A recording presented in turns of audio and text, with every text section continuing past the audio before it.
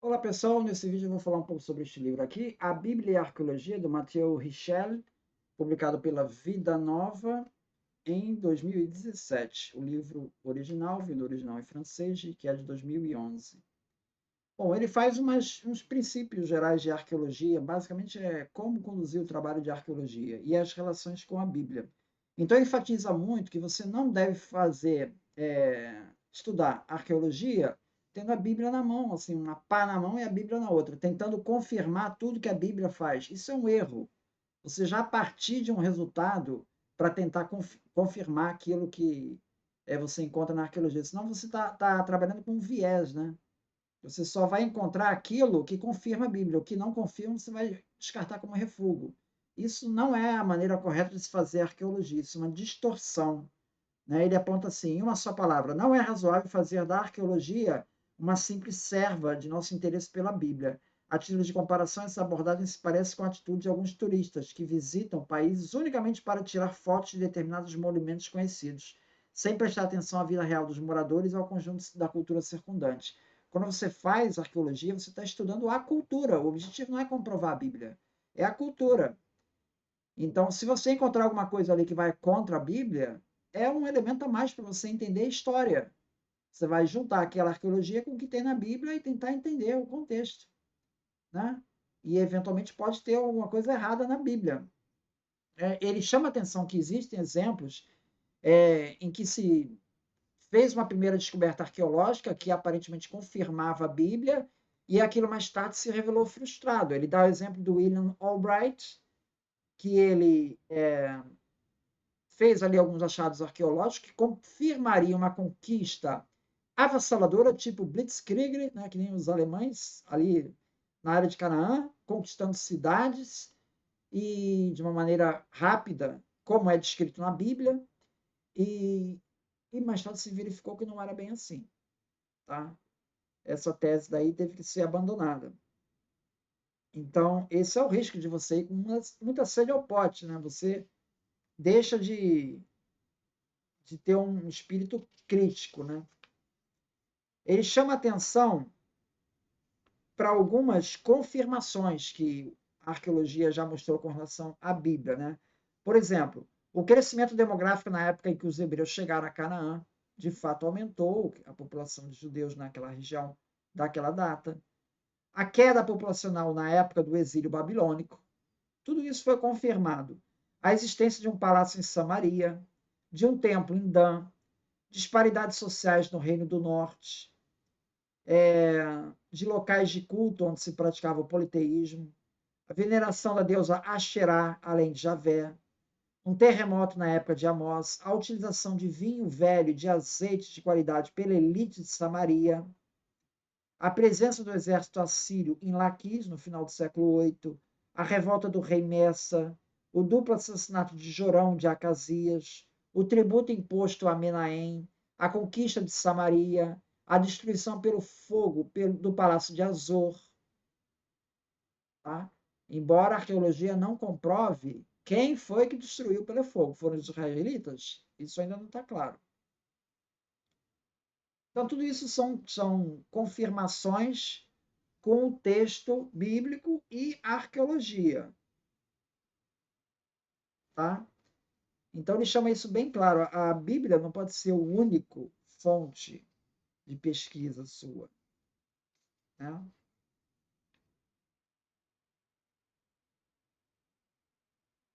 Esse resultado da confrontação da Bíblia e da arqueologia, ele chama atenção para dois trabalhos. O primeiro é A Confiabilidade do Antigo Testamento, um texto de Kenneth Kitchen, e depois o texto Antigo Israel, o que sabemos e como sabemos, o Lester Grabe.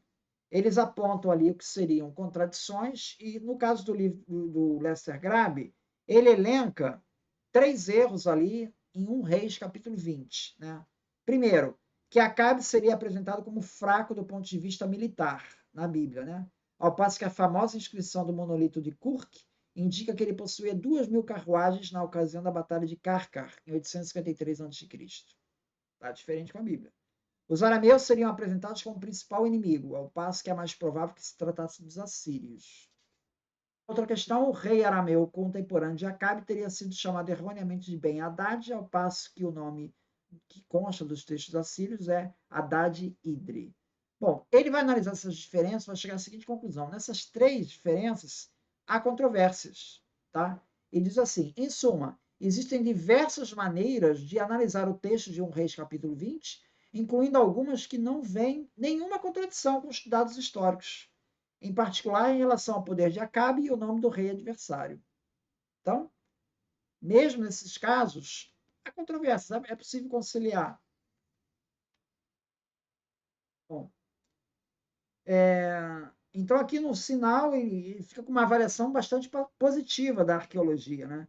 Ele cita o Eric Klein, que escreveu: não existe no momento nenhum caso em que uma inscrição extrabíblica tenha demonstrado que o relato bíblico de algum evento do começo do primeiro milênio, antes de nossa era, seja completamente falso. Tá? Vamos tirar esses eventos sobrenaturais, tá? A Mar Vermelha se abrindo, vamos tirar esse sobrenatural. Vamos ficar só nos fatos históricos, né? Então, os fatos históricos não têm grandes diferenças em relação ao que a gente achou, achado arqueológico. Alain Millar é ainda mais assertivo. Cada vez que uma inscrição menciona um rei de Israel ou de Judá, ele concorda com o texto bíblico. As inscrições que têm alguma relação com o texto bíblico não fornecem nenhum caso de contradição. Tá? De maneira geral, além dos dados epigráficos, ele chega a ponto de escrever o seguinte, afirmando que nenhuma descoberta arqueológica se opõe de modo indiscutível a uma afirmação do Antigo Testamento. Tá? Tudo bem. Aí vem um ponto. Israel Finkelstein, como fica? Ele vai dedicar um capítulo só para isso. Capítulo 5. Ele fala assim, até o início da década de 90, a maioria dos arqueólogos concordava em dizer que uma série de vestígios arqueológicos muito impressionantes, palácios e fortificações, em particular dos sítios de Megido, Gezer e Azor, datava do reino de Salomão, século X. Então, isso caiu na imprensa, foram encontrados os palácios do rei Salomão. Tá? Confirmada a Bíblia. Todos do século X. Batia com Salomão. Consequentemente, aceitava-se em geral que este último tivesse liderado um reino próspero e poderoso, forjado pelos sucessos militares de seu pai. Atualmente ocorre um debate que causa alvoroço entre os especialistas. Há quem avalie que os edifícios precedentes datam, na realidade, apenas do século IX. Finkelstein. Ele está dizendo, olha, não é século X, é século IX. Tá? Segundo a sua opinião, no tempo do Davi e seu filho, lá para o século X, as cidades em questão eram muito menos desenvolvidas. Esses reis não eram nada além de chefes locais, que reinavam apenas sobre o território de Judá. Então, o reino de Salomão e Davi é uma lenda, segundo Israel Finkelstein. Não é naquela proporção. A ideia de um reinado que se estenderia pelo território, cobriria após o cisma os reinos de Israel do norte e do sul, é relegada à esfera de uma ficção elaborada na época do rei Josias, no século VII. Então, toda essa história foi criada no século VII. Os relatos bíblicos relativos à época de Davi e Salomão são frutos de uma escritura ideológica que inflou consideravelmente a importância desses governantes.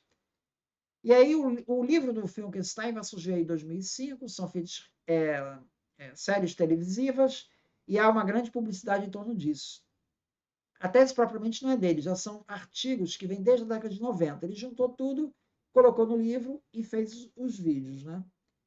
Então, a tese principal é simples. Em sua opinião, os estratos datados comumente do século X deveriam ser, na verdade, rebaixados e basicamente datados do século IX. Assim, o período arqueológico do Ferro II não teria começado por volta do ano 1000, que é a época do rei Davi, mas sim um pouco antes de 900. Tá? Então, lá no ano 1000, que é o do rei Davi, na verdade ele era um rei bem mais modesto do que a Bíblia está dizendo. Daí vem o nome de cronologia baixa, em oposição à cronologia alta, ou convencional, até então comumente adotada. A cronologia alta é o século X. Consequentemente, os vestígios arqueológicos, palácios e fortificações, atribuídos geralmente a Salomão, teriam sido, na realidade, construídos pelos reis da dinastia Onri, especialmente no reinado de Acabe. Trata-se, sobretudo, de descobertas feitas nos estratos de Megido, Azor e Gezer. Tá? E aí vem toda a controvérsia em torno do Israel Finkelstein. O Alain Millard, ele não se deixou convencer por Frankenstein. Ele diz o seguinte: muitos ficariam tristes em ver uma suposta prova da obra de construção de Salomão desaparecer. Mas, se os argumentos fossem irrefutáveis, não poderia haver nenhuma objeção a esse fenômeno. Porque, na verdade, não são irrefutáveis. Então, Israel Frankenstein vende como irrefutável, como consenso dos arqueólogos, mas, na verdade, não. Na verdade, não. Ainda está em debate esse tema. Não, ainda não bateu o martelo com relação a isso.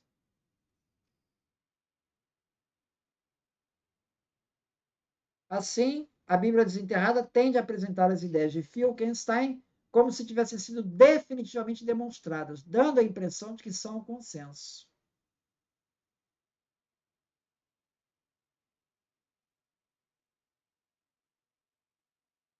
Em 2001, Zion Zevich notou que praticamente todos os arqueólogos experientes e novatos que trabalham com a Idade do Ferro rejeitaram a redatação como algo infundado. André Lemaire diz: essa obra, geralmente bem traduzida e de leitura agradável, visa um público amplo, sobre o qual exerce a sedução de ser apresentada como provada pela arqueologia. O especialista, porém, não se sente muito à vontade diante de tanta certeza. Por um lado, porque conhece os debates atuais acerca de certos dados da arqueologia material, em particular acerca da arqueologia dos séculos X e IX. E por outro, porque se espanta com tomadas de posição categóricas por parte dos arqueólogos no domínio da crítica literária e da história da redação dos textos. Frankenstein é categórico, quando na verdade esse consenso não existe. Né?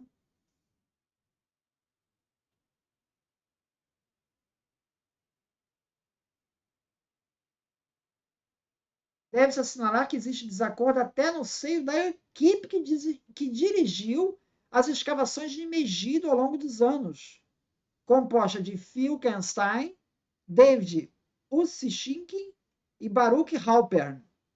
Pois Baruch Halpern ele rejeita fortemente a cronologia baixa. Quer dizer, o Frankenstein coloca isso como consenso e não tem consenso nem na equipe dele, cara.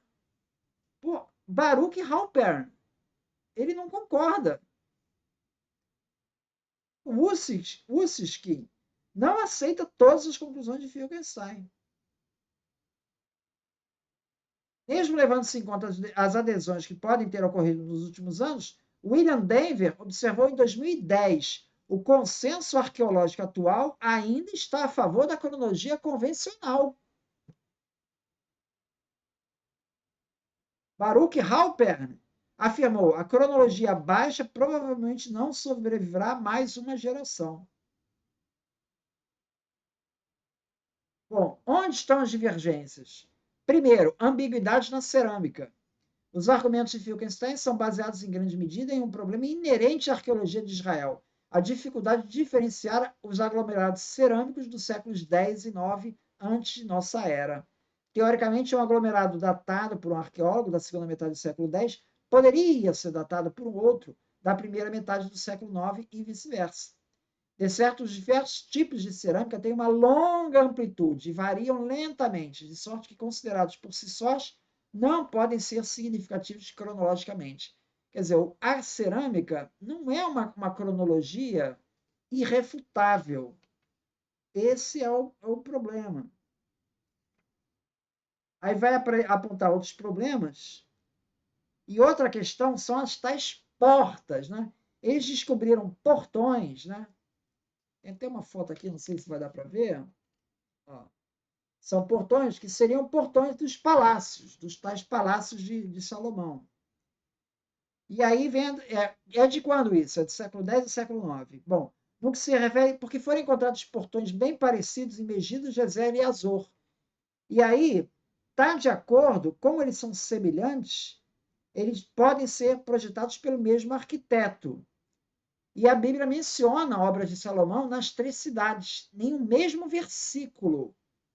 Então, você tem encontrado esses portões nessas três cidades, portões muito característicos uns com os outros, pode estar confirmando o texto bíblico.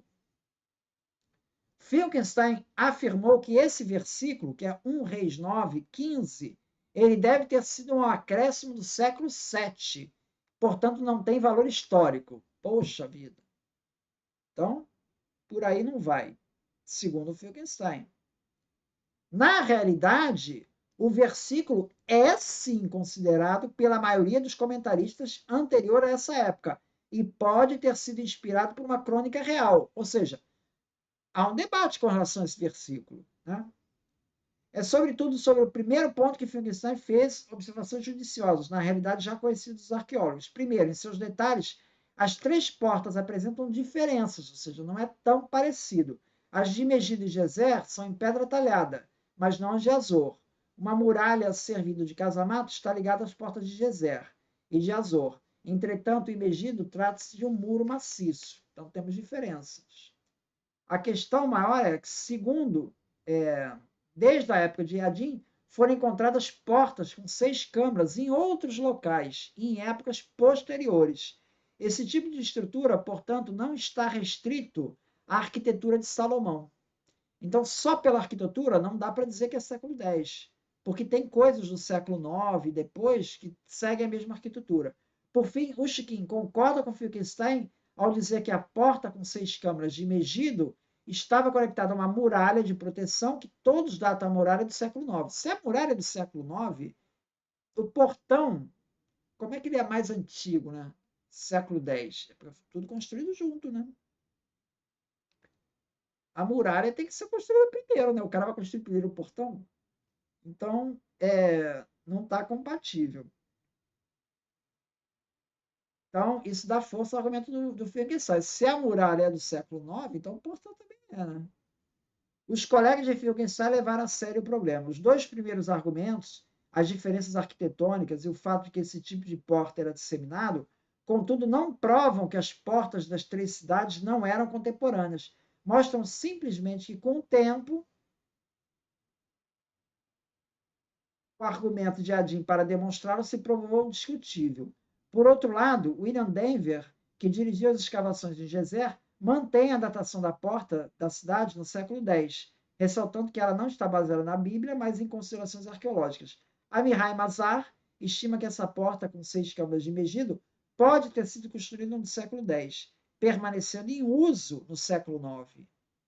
Mais preocupante é o fato já ressaltado de que existe desacordo no próprio seio da equipe de escavações de Megido, pois Baruch Halpern duvida da conexão da porta com a muralha de proteção do século IX e mantém a datação do século X.